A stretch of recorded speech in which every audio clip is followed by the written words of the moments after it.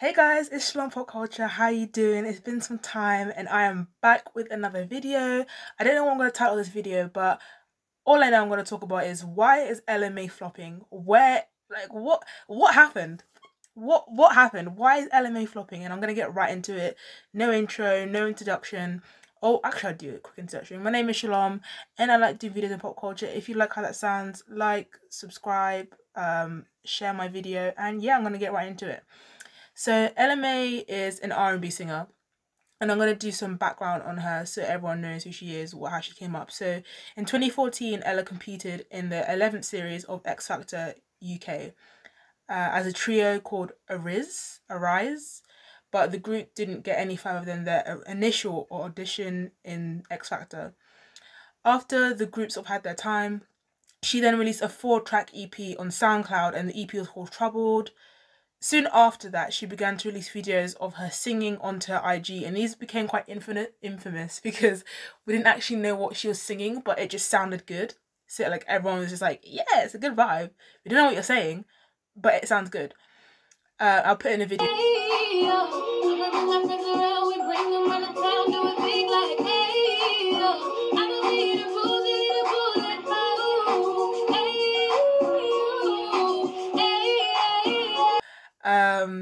And because of these videos they went quite viral, DJ Mustard, everyone is a DJ, I hope, DJ Mustard, you know who he is, he discovered Ella on her Instagram and he decided to sign her to his record label, 10 Summers Records. Right, in 2016, Ella then released She Don't, featuring Ty Dolla $ign. This song was a bop. Oh, this song's a bop. Okay. It's in my playlist. It's been in my playlist for some time, for some years now. This song was a part of her 6-track EP called Time. That is a good EP as well. She went gold certified by the RIAA. I always hate saying that. RIAA. Okay. RIAA certified. And obviously to get gold certified by the RIAA, you need to sell 500,000 units. So that was really big. That was massive for Ella because she literally had just went from doing IG covers to selling 500,000 units and getting a Ty Dolla $ign feature. Like, that is massive. That is massive. Gotta applaud her for that. Then in 2017, Ella released her most popular song to date, Booed Up. Got me booed up, booed up, booed up, booed up. Which was her first track in her EP called Ready. And Booed Up has 300 million streams on Spotify to date. This is insane because, like, she's a UK artist. I know I say this all the time, but when an artist is repping for the UK and they get into America, I get so happy because this never happens, especially a black artist from the UK to make it in America, to break in America is crazy because that never happens. It's so rare that a UK artist can break into America. And yeah, we have a few exceptions like Dua Lipa and stuff like that, but, and like One Direction, but like it's still very rare for that to happen, especially for a black female to make it in America. 300 million streams on Spotify today, and it went 7 times platinum, selling 7 million units, RIAA certified. At this point, Ella's hype was like through the roof. People were like frothing for her. They were like frothing for more, gagging at the mouth for more music because they're like, you are really talented. The music you're making is insane. We want more music. And people were begging her to release an album because at this point she was only releasing EPs. So people were like, please do an album. We want an album. And the album came, ended up coming in 2018. She released her debut album called Ella Mai. And that's really confusing. Her name is Ella Mai, but she released an album called Ella Mai. Okay, yeah. So yeah, this is her debut album. This album included her like biggest hit, Booed Up, like I said. But this album also included another major hit, which was Trip. I've been tripping. Trip sold over 5 million units and it went platinum. So there we go. If that gives you a range of how successful that song is. Trip has 400 million streams on Spotify to date, and it's her most popular song on the app Spotify. So it shows to this day people are still listening to that song since 2018.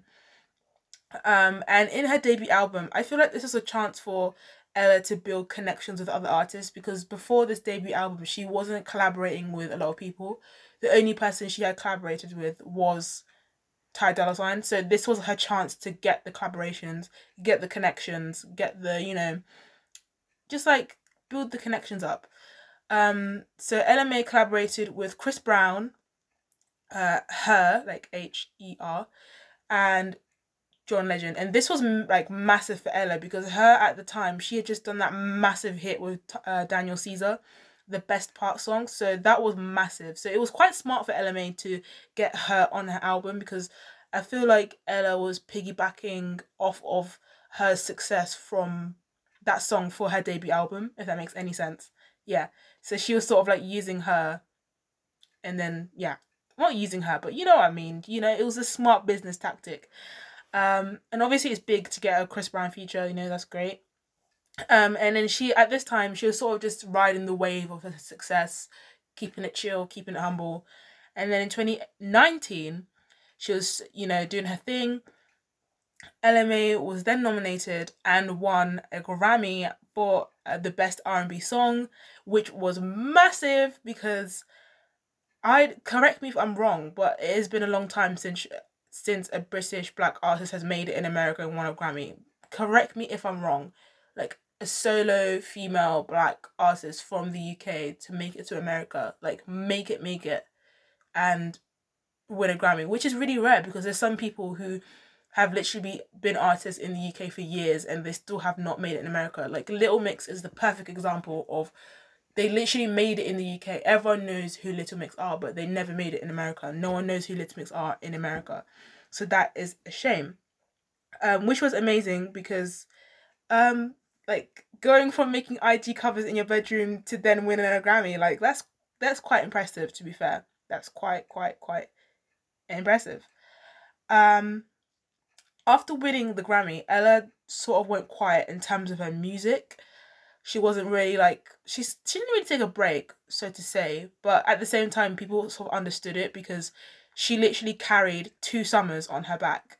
Like when she released Booed Up, then Trip, like she literally carried the entire summer on her back with the songs she was releasing. So people were like, you know, it's understandable, you know, you were putting in the work, it's fine, have a tiny break, don't go for too long, but have a tiny break. And that's something we'll touch on later in the video.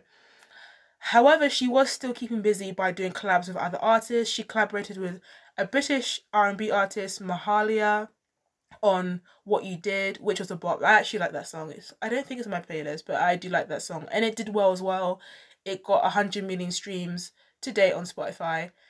Ella Mai also appeared on Jid's, J-I-D, I don't know, Jid's album, on a song called Tide. She featured on Ed Sheeran's album for a song called Put It On Me.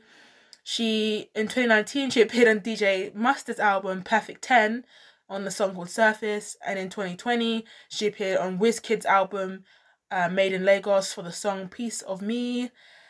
It's a lot of songs. In 2022, she appeared on Chris Brown's album, which sort of, I like Chris Brown, but that album flop. I don't even want to pull up the numbers because I'm scared to see what numbers I'm going to see. From the album Breezy on the song Sex Memories.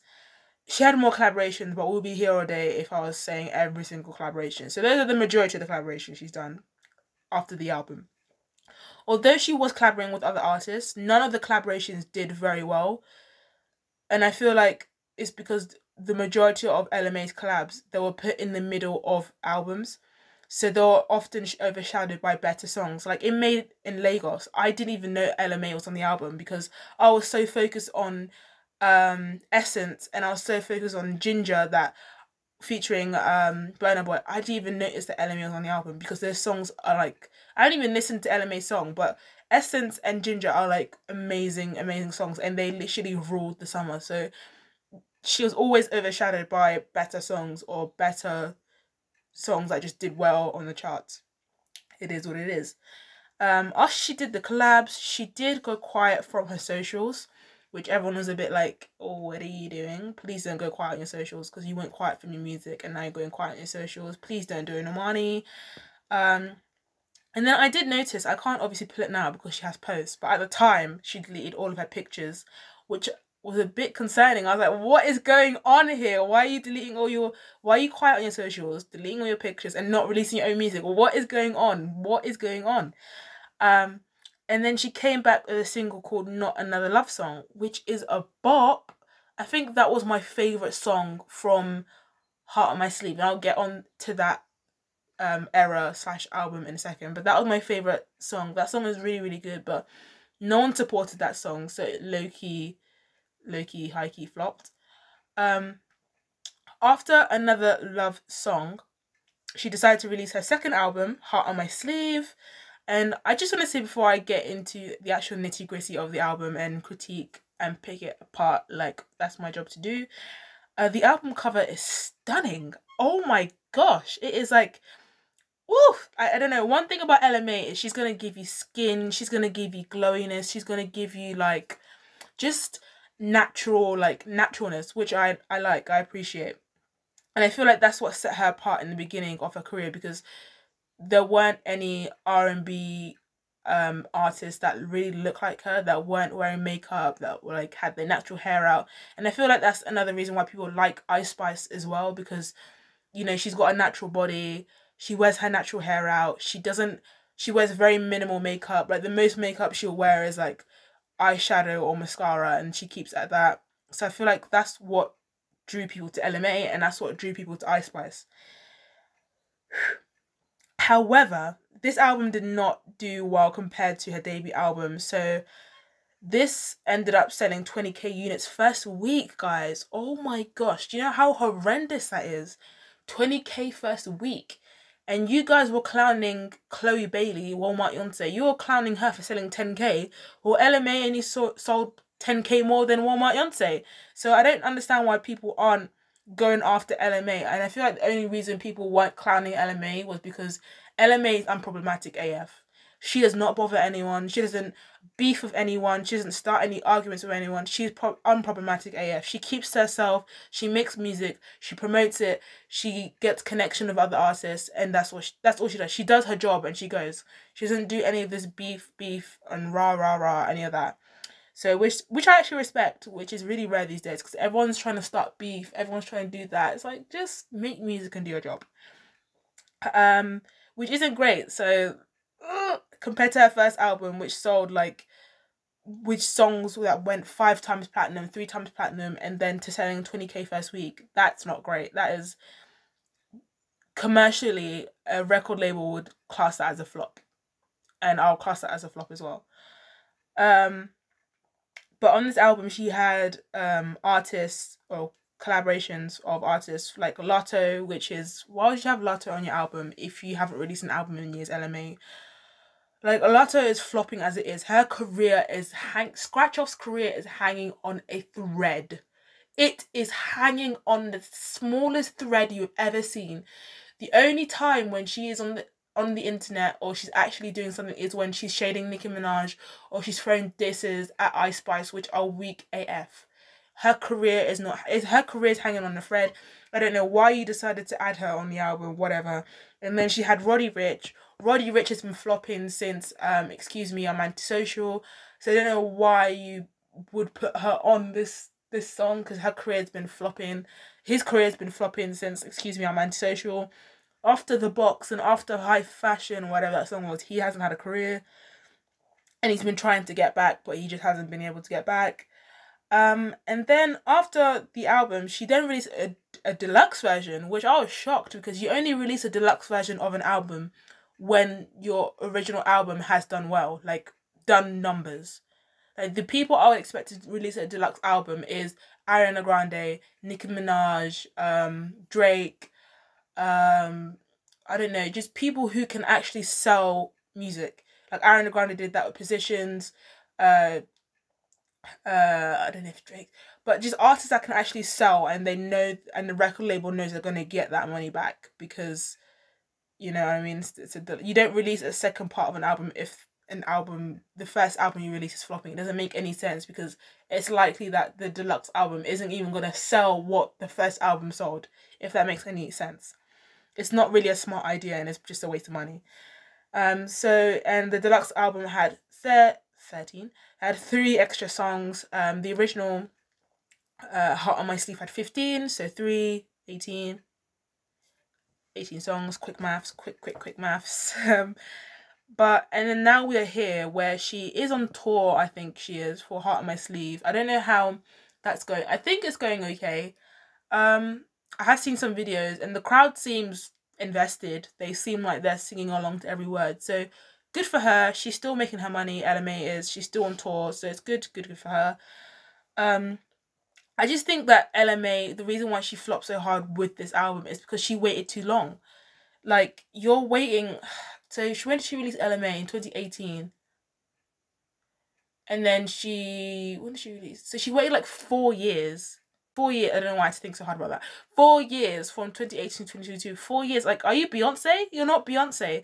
This is why I don't like new generation or younger-ish artists, because they wait and they take breaks like they're Rihanna and they're Beyonce and they're Nicki Minaj. You're not Nicki Minaj, you're not Beyonce, you're not Ariana Grande. You can't just take breaks when you want to. They can take breaks because they've grinded hard to the point and they've released music and they've put in their talent and their blood and their sweat and tears into music to the point where they can take a break when they want to. But people like Ella Mai, Walmart Yonsei, Lato, Coil Ray, people like that, you can't take breaks. You can't afford to take breaks. You need to keep grinding. You need to keep getting there. Same thing with Megan Thee Stallion.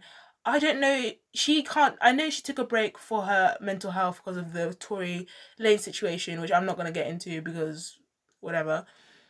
But once she comes back with new music, I don't know what's gonna happen to her. Same thing with Cardi B. Once she comes back with new music, I don't know if she's gonna be able to even sell what Invasion of Privacy did, because no one's interested in her career anymore.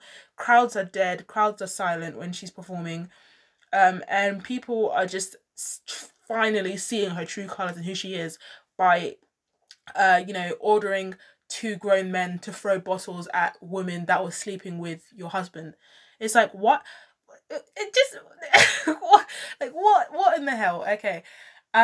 But yeah, you guys are not Beyonce, you're not Rihanna, you can't wait when you want to. You have to keep working, keep releasing. That's how it works until you can get to Rihanna, to Beyonce's level. But that's going to take you 10, 15, 20 years, because Beyonce's been in the game for 20 years, Rihanna's been in the game for 12, 13 years. Nicki Minaj has been in the game for 14, 15 years. So you have to keep going. But they just take breaks and they take time to release, and it's just long. And with the industry today, people have such short attention spans and listening spans that you need to be constantly releasing music, song after song after song, hoping at least one will be a hit. Because the attention span, and with TikTok and stuff like that, people will just look for the next artist that can give them a good R&B song. Unfortunately, because there's so many other R&B artists, well, not really so many, but there's so many other artists that can do a similar, if not same sound as Ella Mai, because Ella Mai vocally isn't as okay. She isn't vocally like, oh my gosh, it's out of this world. I feel like a lot of her songs anyone could sing, like Booed Up, Trip, She Don't. Anyone could sing those songs. Even if you can't sing, you can sing that song. Like, oh no, she don't. Done. Give me a Grammy.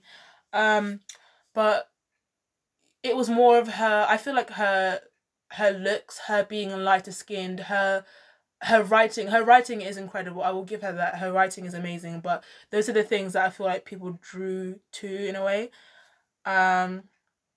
And I hate to bring race and I hate to bring colorism into this, but I'm just thinking, if Ella Mai was like of a darker skin tone, I don't know if she would have blown up like she did on IG, or blown up like she did to get signed by DJ Mustard. Because if a dark skinned person was singing like she was on IG, and I'll put in the clips, like, we don't know what she's saying, we just like the sound of what she's saying, but we don't know what she's saying, I don't think they would have blown up. But basically, the moral of this video is, don't take 4 years off because you're not Beyonce, and actually engage with your fans and post consistently, and don't delete your posts. That's another thing. Artists always delete their posts. So that was from me. Like, comment, share, subscribe. Me ranting for like a good 25 minutes. Hopefully you like the video. Give me some new video ideas. I'm open to anything, guys. And yeah, Shalompopculture out. You drinking a cup of tea, right? As English as that is, yeah, I am. Oh, Mike, no way you're drinking a cup of tea. You have to piss her. You take a piss her. Juicy, if you're gonna make fun of me, I'm literally If you take a piss her, you took a piss her. Didn't you? Oh my god. Didn't you? You took a piss her. Look at you. I don't even know what that means. What does that mean? You took a fucking piss her. What does that mean?